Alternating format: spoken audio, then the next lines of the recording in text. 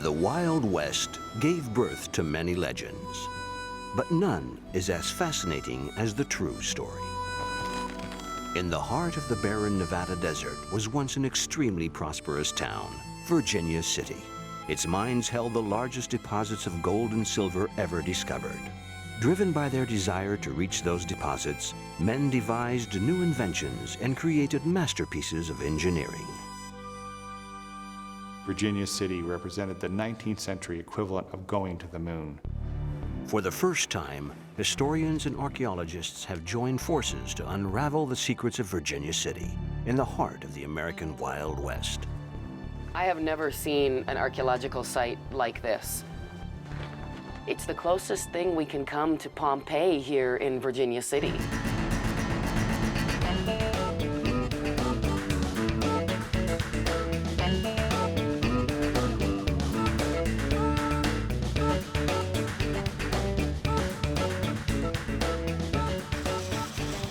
People from all over the world came to Nevada to live and work in one of the most bustling and exciting towns on Earth.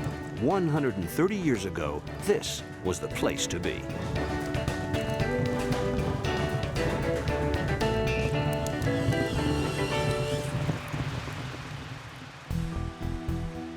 Virginia City is located in the remote Nevada mountains at an altitude of 2,000 meters.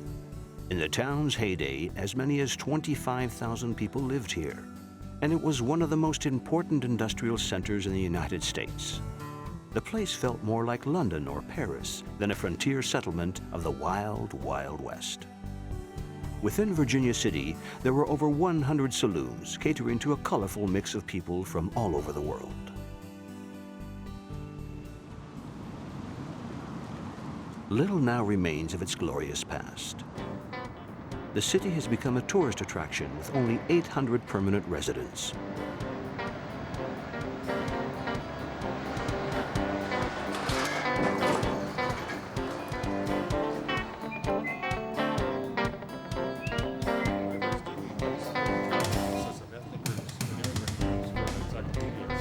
As the city prepares for the winter break, two scientists come to the mountain village to set up a unique research project. Kelly Dixon is an archaeologist, and her plan is to hunt for traces of the city's forgotten saloons. Ron James is a historian who has been studying Virginia City for over 20 years. In the course of his research, he's got to know the best bars in town.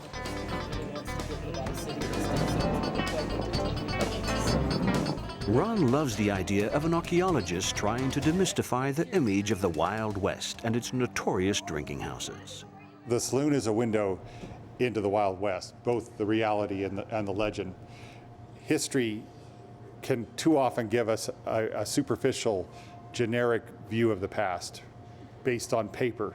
But you know, the artifact, the reality, to be able to touch the past and to really feel it and to understand it and to look at it in its context and all the specifics that archaeology has to offer, that makes the window a lot easier to peer through.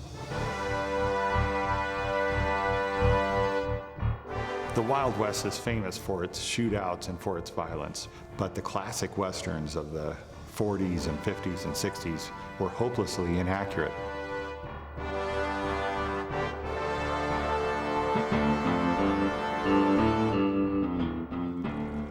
Hollywood's famous director John Ford once said, "When the legend becomes fact, print the legend." It's because of this kind of attitude to the truth that we have so many misconceptions about the Wild West. The fact is that most people in the Wild West came hoping to get rich quick. But 10 years after the beginning of the legendary California gold rush, that dream had already died. Gold washing was a profession which brought only a moderate income, and many gold seekers left California again to seek their fortune elsewhere. Some of these lost souls headed for the Carson River in Nevada, which was known to hold some gold. But the yield was poor, and for one of the gold washers at least, the time soon came to leave the river behind.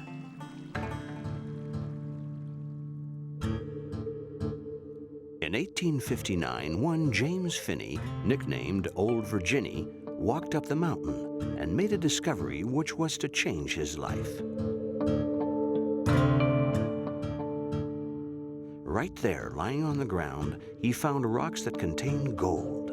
And Old Virginia claimed the right to mine on this piece of land.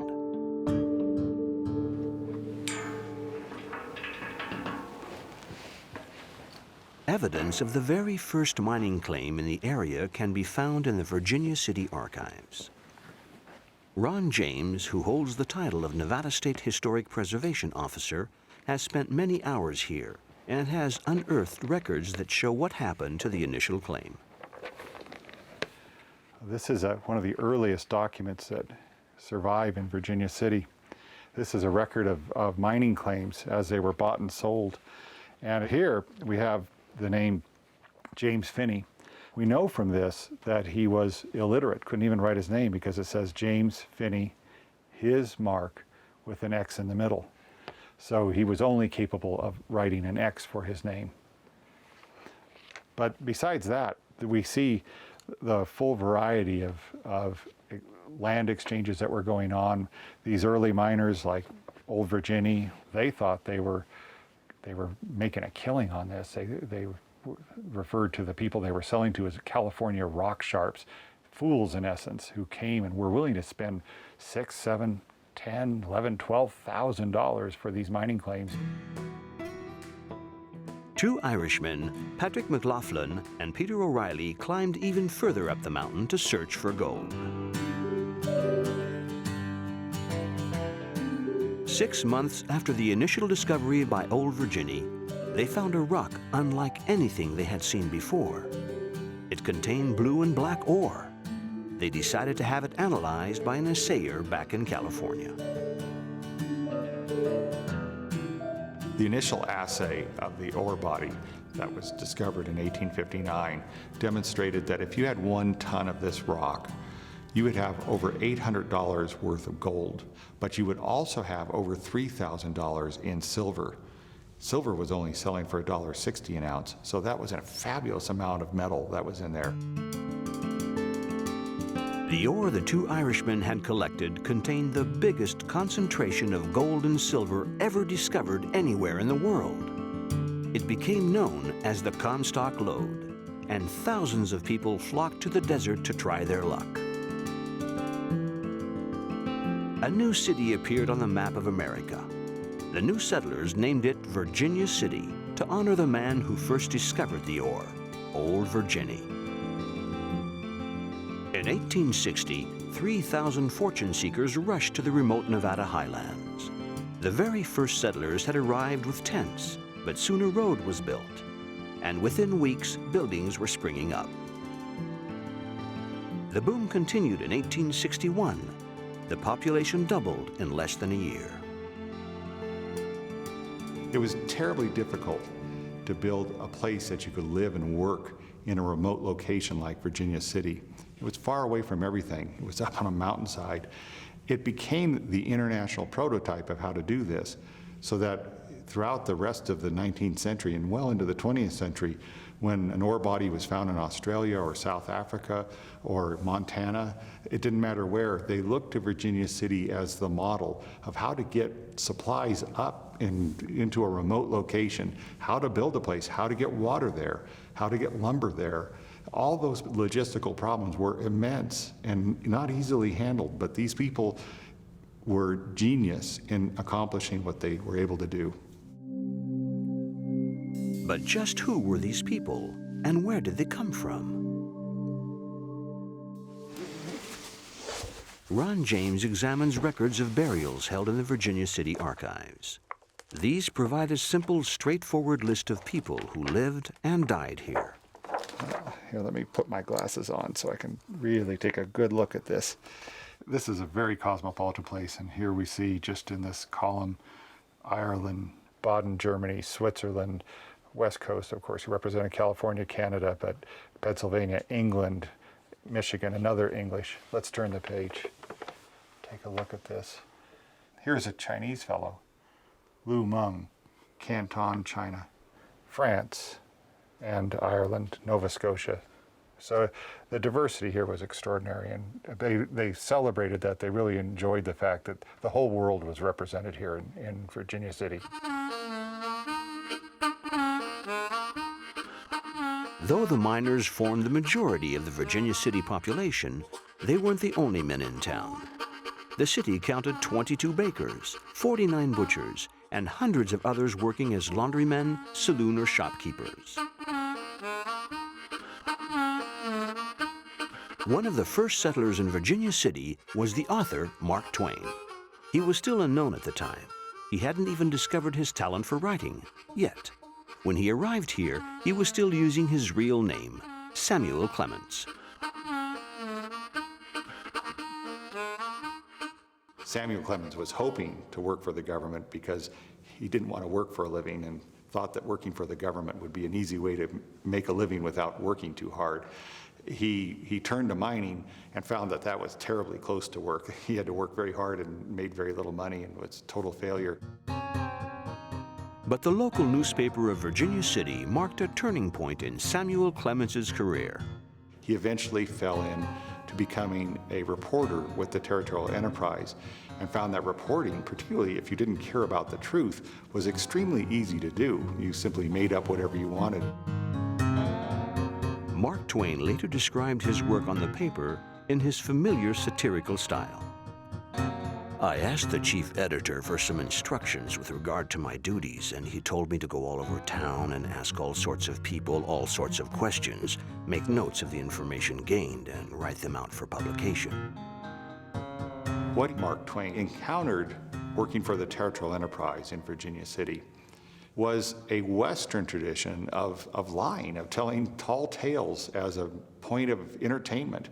And it produced a literary giant who could tell a good story and thrive and relish a good lie, which is an unusual Western tradition, but something that he made the most of.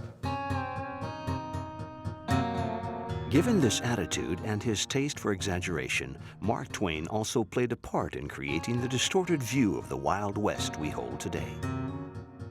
Money was as plenty as dust. Every individual considered himself wealthy.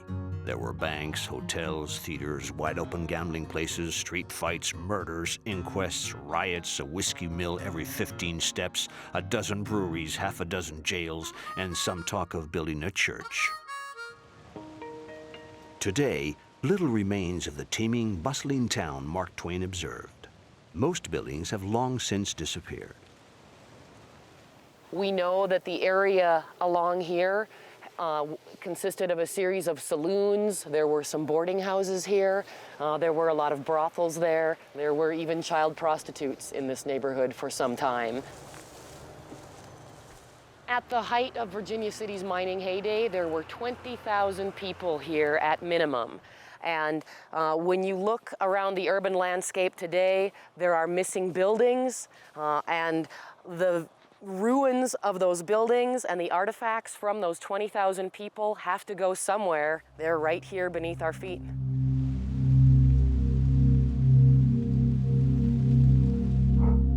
These remains have been little studied, but they could answer important questions. Who exactly came to Virginia City? What were they doing here? And above all, how would they cope with the harsh conditions of the Nevada mountain desert?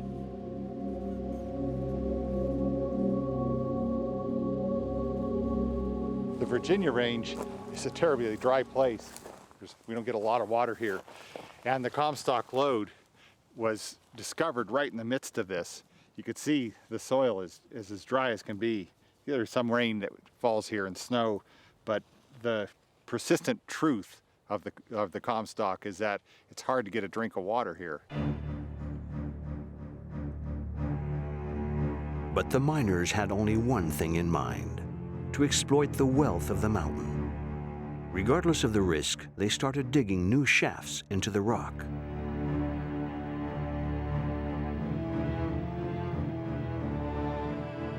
Their dreams of becoming rich were all too often dashed by the mountain itself.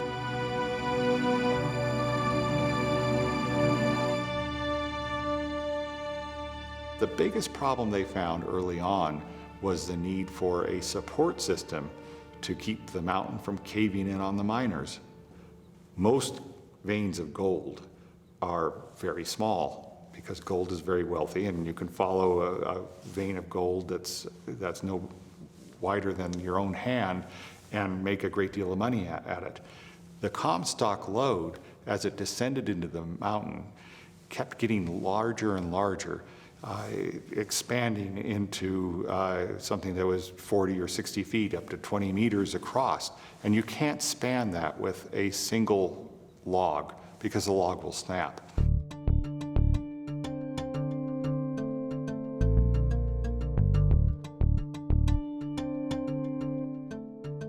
A very intelligent, gifted engineer from Germany named Philip Deidesheimer was hired by the Ophir mine to address the problem of the huge caverns that were being excavated by miners, and they needed a support system to keep it from caving in on the miners. Deidesheimer invented what's called the square set timbering system. This became this industry standard for 50 years throughout the world.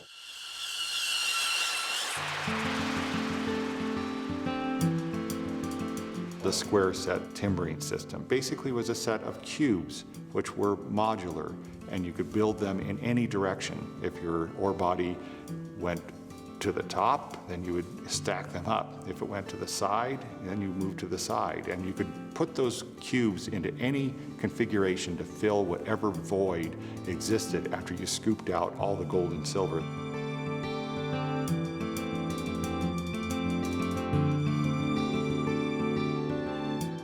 Philip Deidesheimer was doing it as a paid employee. He could have patented his invention, but he failed to. And as a result, it was available for free for the entire mining world, and he was left with the salary but none of the royalties and the millions that he could have earned.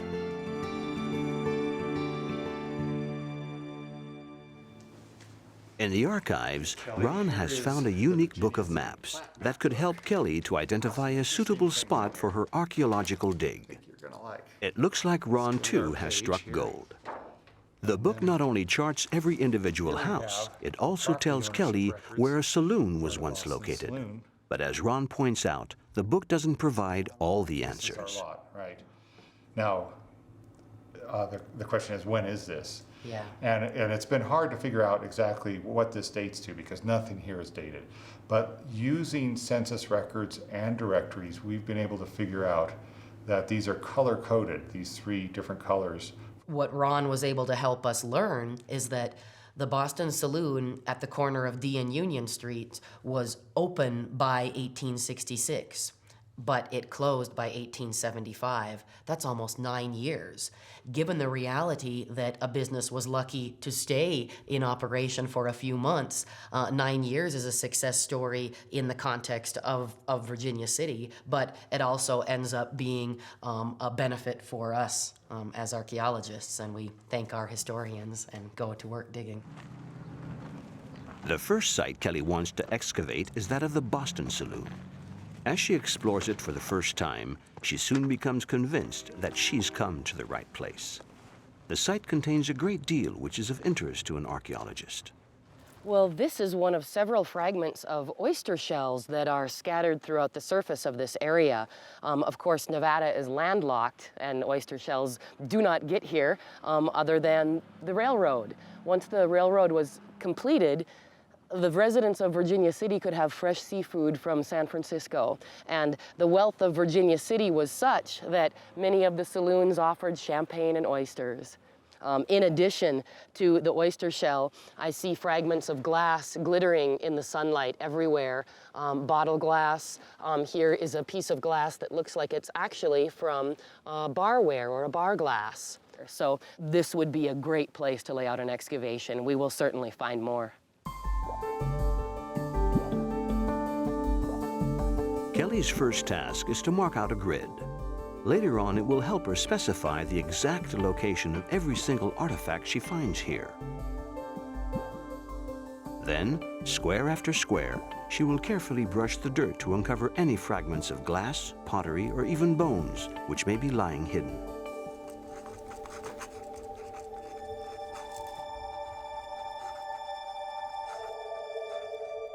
Back in the lab, Kelly starts to analyze her findings.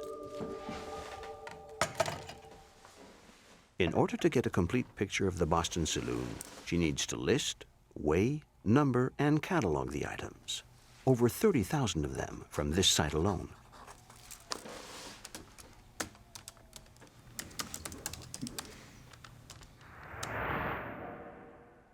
After having reassembled some glass fragments, Kelly makes a surprising discovery. This small bottle writes a new chapter in the history of a big American corporation. 130 years ago, this bottle contained Tabasco sauce. Okay. Excited by the news, Ron arrives for an update.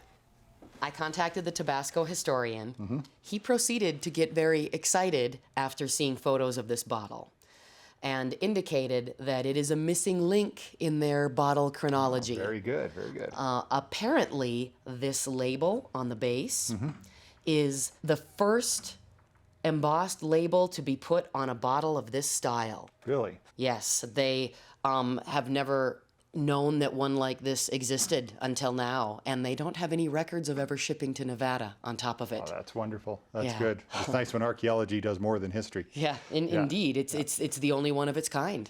The owner of the Boston Saloon was an African American, William Brown. Ron has discovered that Brown founded the drinking house as early as 1864.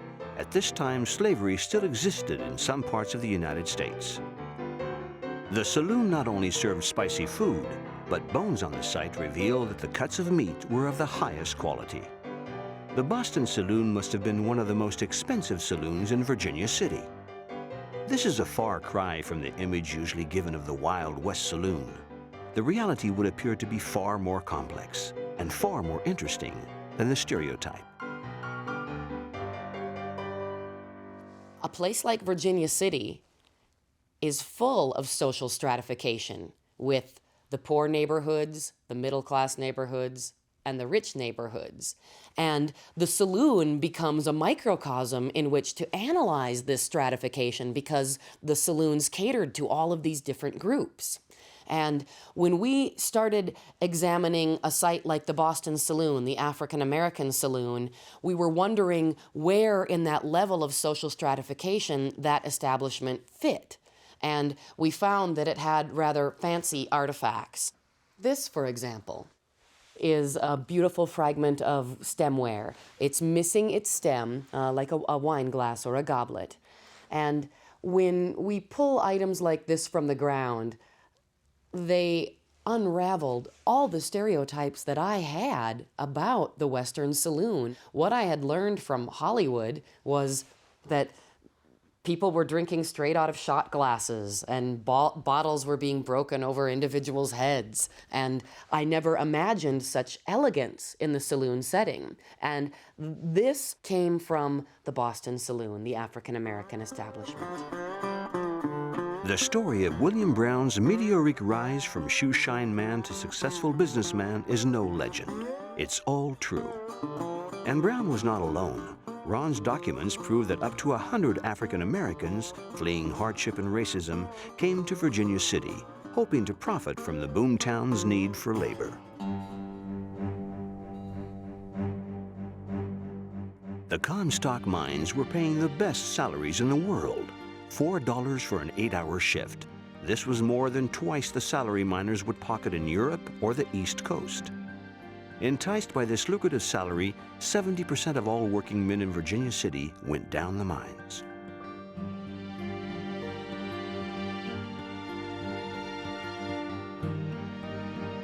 Once the ore arrived on the surface, it was sent straight to a mill, where the gold and silver were separated from the rock in a complicated refining method using mercury. The mills were huge chemical plants that transformed Virginia City into one of the largest industrial centers of the United States.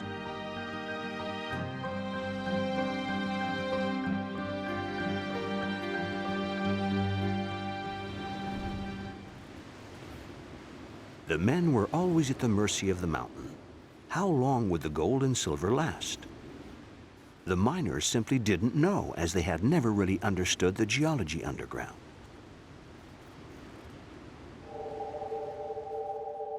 In fact, the distribution of the deposits in the Comstock lode was extremely uneven and unpredictable. In places, the veins spread out to a thickness of 30 meters. But then, suddenly, it would dwindle away to nothing. Locating the deposits was quite literally a matter of hit and miss.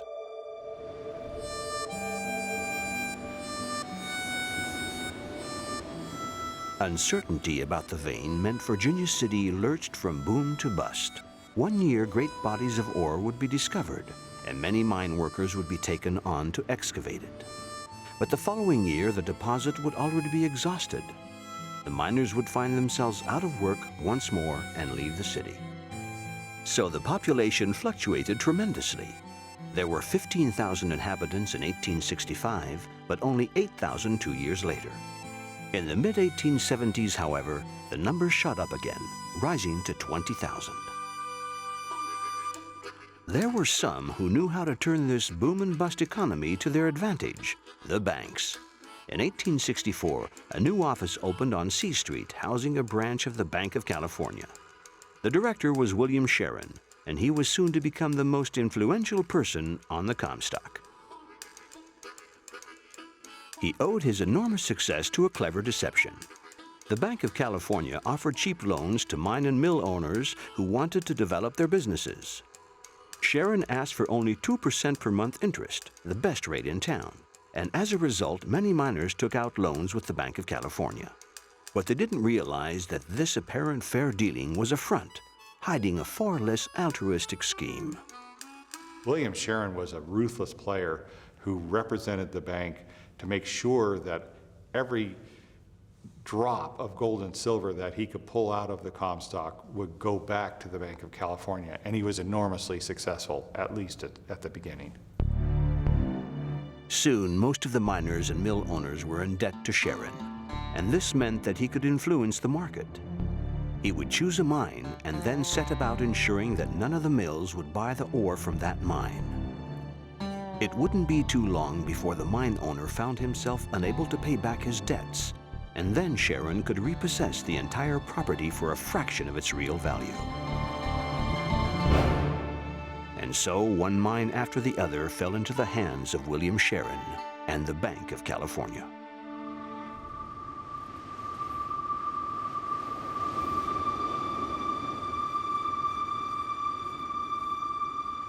Many large structures still stand, undisturbed for almost a century, impressive reminders of the mining industry's former importance to the area. But there is little left to be seen of the 100 saloons that once served the people who worked here. Now, this is about to change. There is a bone.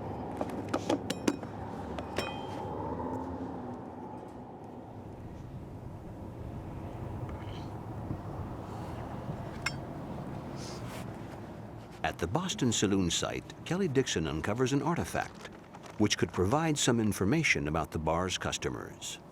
But it's not a bone. So this, while it's the color of a bone, it's not. It's from a tobacco pipe, and it's the pipe stem. And as I'm looking closer on it, I can see some indentations on the end. Those are clench marks from somebody's teeth. They held this in their mouth. It makes me pleased that I put on my latex gloves because it's a wonderful candidate for DNA testing because of those teeth clench marks. Raymond Grimsboe is a forensic scientist in Portland, Oregon. Normally, he works on crime scenes, searching for DNA evidence which can be used by the police in their inquiries.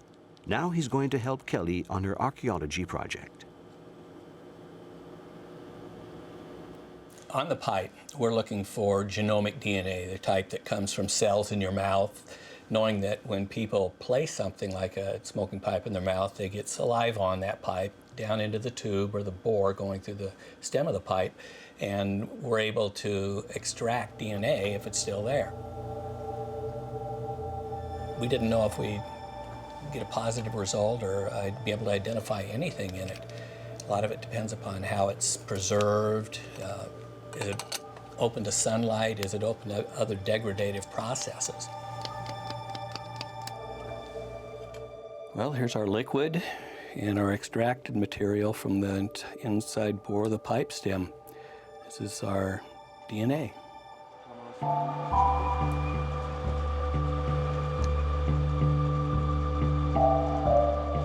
The DNA sample now has to be amplified. 24 hours later, the result comes out of the printer. We found a complete profile from a female. In that situation, I can say that a woman, female, had used this pipe and left her DNA on it, and possibly a tooth print. But who might she have been, the woman who smoked this pipe? One possibility is that she was one of the 160 official prostitutes who lived and worked in Virginia City. These women were attracted by the thousands of potential clients in the area and by their substantial salaries. In 1860, men represented 95% of all inhabitants of Virginia City. And the census records revealed that this severe imbalance would only slowly be redressed. In the meantime, the many men in the town wanted to socialize and went for a drink.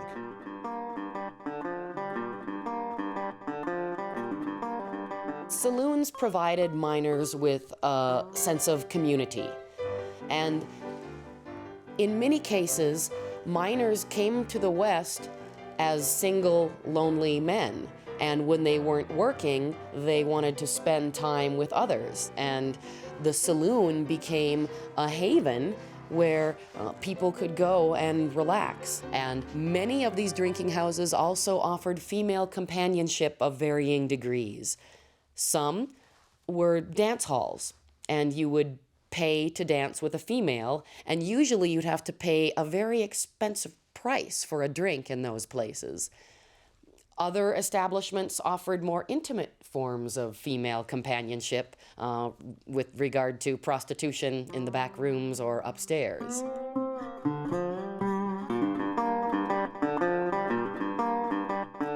As Virginia City grew in size, more and more prostitutes arrived from Europe, Mexico, and China. In 1870, almost 10% of the Comstock women were officially registered as prostitutes in the census records. By then, a number of rather more respectable women had also arrived, some to join their partners and others to work as laundrywomen, teachers, or housekeepers. Traces of these first inhabitants can be rediscovered in the cemetery of Virginia City. The gravestones often indicate the professions and origin of the people buried here, and sometimes the cause of death. Unsurprisingly, many are shown as having died in mining accidents. The miners were mostly brave young men, but there was one thing that truly struck fear into their hearts: fire. On the morning of the 7th of April, 1869, a group of men in the Yellow Jacket mine found themselves trapped in smoke-filled air 250 meters underground. They suffocated to death. This was to be the worst mining accident of the Comstock. Here in the cemetery records of Gold Hill, you can actually see the effect of the Yellow Jacket mining disaster in 1869 when 35 or so miners were killed. All these dead men were retrieved, or at least most of them were, and then they were buried for the most part in Gold Hill. So here you can see all of these miners, and what you capture here is a shift of miners. So you can actually see who was working side by side: Cornish, Irish, Canadians, North Americans, all working side by side and then dying at that one awful moment when the mines collapsed. The fire disaster brought German engineer Adolf Sutro to center stage. He had a plan for improving safety and efficiency in the mines, and he was sure that now the people of Virginia City would be ready to listen to his ideas. He hired the Opera House and here presented his plan to the miners. He aimed to convince them of his sincerity and prove that his proposal was viable, in the hope that they would agree to co-finance his ambitious engineering project. Adolf Sutro was proposing to dig a tunnel 6,247 meters long that would link the Comstock mines with Carson Valley. Such a tunnel could be used to transport the ore down the mountain more efficiently, And if another fire broke out, the Sutro Tunnel would provide an escape route for the men.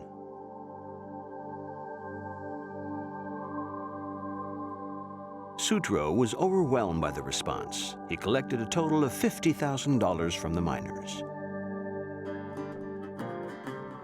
He hired 9 men, and within 5 weeks, they had penetrated 77 meters into the rock. But this astonishing progress was not to last. The funds started to dry up, and he had to halt construction. Nobody knew if the tunnel would ever be completed.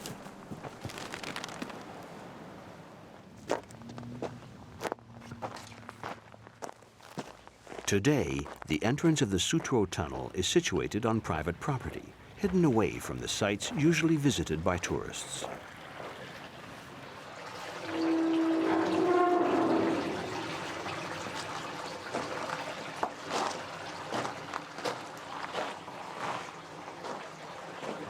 Time has taken its toll on the wooden support logs. Miners had been working up this tunnel for 9 years, ascending at a very steady pace toward Virginia City.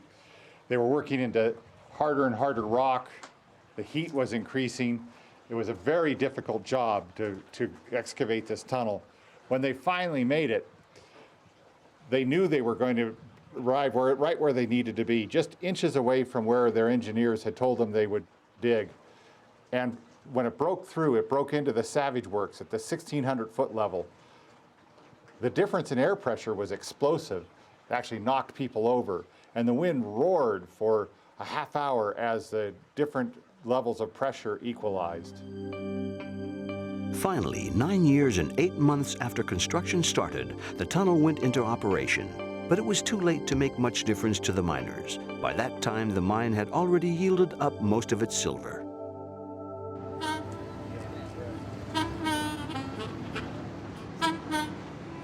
Having gleaned all she can from her excavation of the Boston Saloon, Kelly is keen to examine a second site, Piper's Old Corner Bar. This saloon was situated in the basement of the Opera House, a building first constructed in 1863, but which was burned down and rebuilt twice in the course of its history.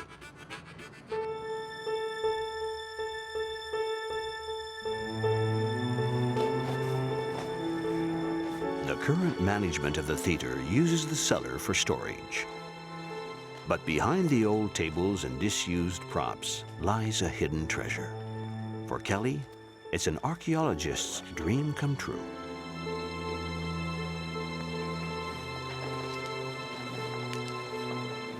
What do we have there? I think it's like nothing I've ever seen. An archaeological site that is housed and protected within a building like this. It's the closest thing we can find to Pompeii if you consider the fact that it burned in place. Yeah. And looking at the artifacts that are just on the surface like this, yeah, this will be a remarkable project. This excavation is a monumental challenge. It will take Kelly at least 4 months to work through the pile of earth beneath the Opera House. And that's without counting all the work she will then need to do in the lab in order to place the artifacts in their proper context.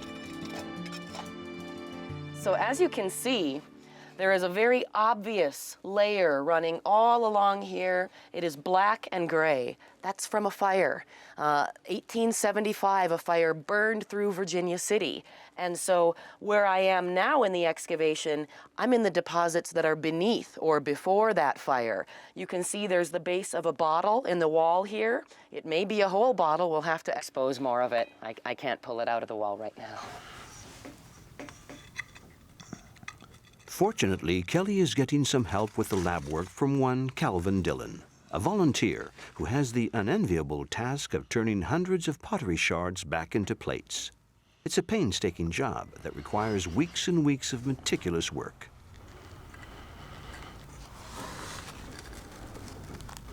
Hello, Cal. Hi, Kelly. How you doing? Good. How far are you on that tray? The lab work is essential because a reconstructed object can tell Kelly much more about the saloon than individual shards. It's caused by, the elements while it was, in the ground. And quite often, it's only once they're back in the lab that Kelly and her team suddenly realize they've made an unexpected discovery. This is one of the masterpieces that we recovered from Piper's Saloon. It didn't come out of the earth as you see it today.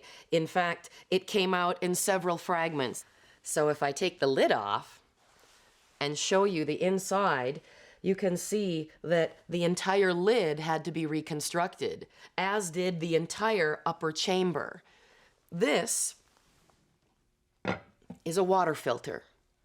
You can read it here. Patent molded carbon filter, the name of the company, the address of the company, 62 Fleet Street, London. And while it is a work of art on its own and would make a wonderful statement about the upscale ambiance of a place like Piper's Old Corner Bar, it actually tells a more important story about a saloon in the setting of a mining context. And the water quality in a place like Virginia City was very poor for drinking. It was laced with arsenic, and people became very sick if they drank the water here. So, in order to deal with the poor quality of water, artifacts like this were used. We didn't know that until we unearthed it. So yes, it is a masterpiece, but it is also a masterpiece of information about what humans do to get by in a mining town. Water was not the only problem. Transport was also a major issue for the people of Virginia City. If there were a railway, the miners would be able to send their ore down the mountain much more quickly and efficiently. And whoever owns such a railway would also control Virginia City. In order to reinforce his monopoly on the Comstock mines, William Sharon pushed for the train connection between Carson City and Virginia City. But building the railway was a real challenge. Though it would be only 22 kilometers long, it had to climb over 500 meters. Sharon was convinced it could be done. He wasted no time in hiring as many as 1,600 cheap Chinese laborers to work on constructing the railway. 18 months later, the first train ran. It was extraordinarily difficult to build this railroad because ascending the great distance in elevation between Carson City in the valley and Virginia City up the mountain required intricate series of turns and twists, so that there was the equivalent of 37 complete turns in order to ascend that distance. In addition, they had to punch through a number of tunnels to level out the track adequately so that they can actually get it up here. It was very complicated. Trestles, tunnels, turns, and yet they did it because they were the masterminds of engineering in the 19th century. As the mine shafts reached hundreds of meters into the ground, it became more and more difficult to extract the ore. New machines and techniques were required. The Industrial Revolution arrived underground. In 1872, the Burley drill was invented, which relied on air pressure and which caused the drilling process to go much faster. It was first experimented with in 1872 and then became the industry standard throughout the Comstock and eventually the world. But in order to excavate the thousands of tons of ore, engineers had to go even further. They revolutionized the mining industry, changing the way people worked underground forever. Very early on, the miners were using black powder, which was not very effective and difficult to handle. But when Nobel invented dynamite, they started using dynamite and were some of the first mines in the world to experiment with dynamite and found it to be very safe.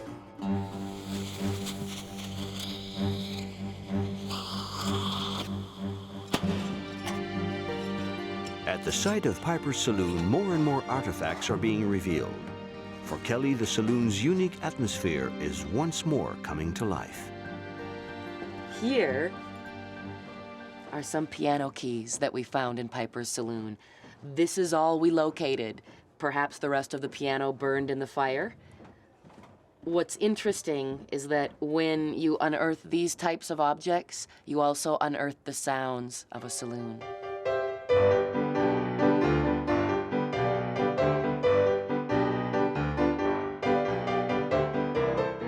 The artifacts of Piper's Old Corner Bar indicate that this saloon offered very high-quality cuts of pork and beef. Here, customers could also order non-alcoholic drinks imported from Europe. This is a mineral water bottle from Germany. We found several other fragments of such bottles. This one happens to be intact. It looks like there are about 80 of them, and we found them in a cellar about 2 meters deep beneath the saloon. It's interesting to note that Germany was importing this product all the way to the Wild West, and we have evidence of it right here in this saloon. The dig at Piper's Old Corner Bar has brought to light thousands of fragments of glass, metal, and pottery. These traces of the past provide tantalizing glimpses of how the saloons actually catered for their customers. Sometimes they also reveal who the customers were.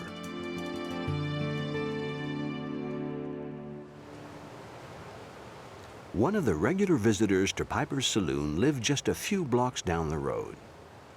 This mansion was owned by Irishman John Mackey, one of the most influential and successful characters of the city.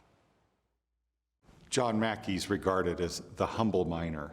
He played a special role in local folklore by being an evidence of how a simple, common miner could become a millionaire, a multimillionaire, and not allow it to ruin him. To his death, he continued to be a decent, good person, notable for his philanthropy and for his humbleness. But it was his discovery at the Virginia Consolidated Mine that made him a legend. John Mackey was able to guess that there might be an ore body at this one particular location. It had been in between large bonanzas, large ore bodies, but nothing had ever been discovered in this one location. Mackey wanted to buy the mine, but it was controlled by William Sharon's Comstock monopoly, and Sharon had no interest in losing his control of Virginia Consolidated. But he was tricked. John Mackey and his partners managed to acquire majority shares in the mine secretly on the San Francisco stock market, without Sharon even noticing. John Mackey and his partners picked up that claim for very little money and then followed that fault line, very delicate, small traces of it as it descended underground, and eventually stumbled into what was known as the Big Bonanza, discovered in 1873. A huge ore body of legendary proportions. Nothing had been discovered like it before, and it made them multimillionaires almost overnight. This wealth is also reflected in the artifacts discovered during excavation of the two saloons. In all, 300,000 artifacts have been collected and pieced together. Through them, the Western Saloon is now shown in a totally new light.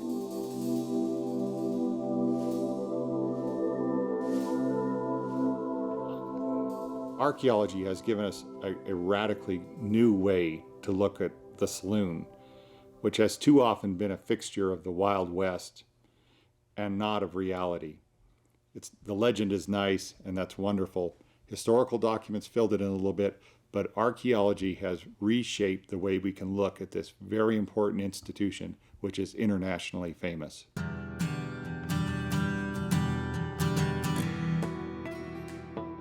William Sharon left Virginia City in 1885 and went on to serve as Senator of Nevada until 1895.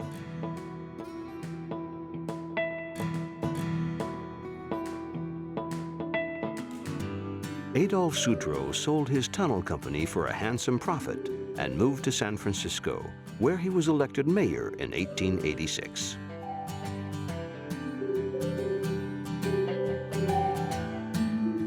John Mackey was the Bonanza King, and as such, the last to leave, only quitting the town in 1895. He was one of the richest men on earth, owning 2 major cable and telegraphic companies, several railroads, and properties on both sides of the Atlantic. All this wealth had come from the mountain. Thousands of tons of pure gold and silver were excavated from the Comstock lode. It was the biggest gold and silver concentration ever discovered anywhere in the world.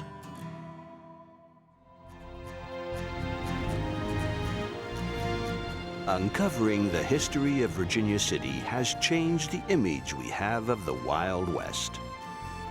The life of the frontier town has taken on a new significance. Its heyday may be over, but Virginia City has had a lasting impact on the rest of the world.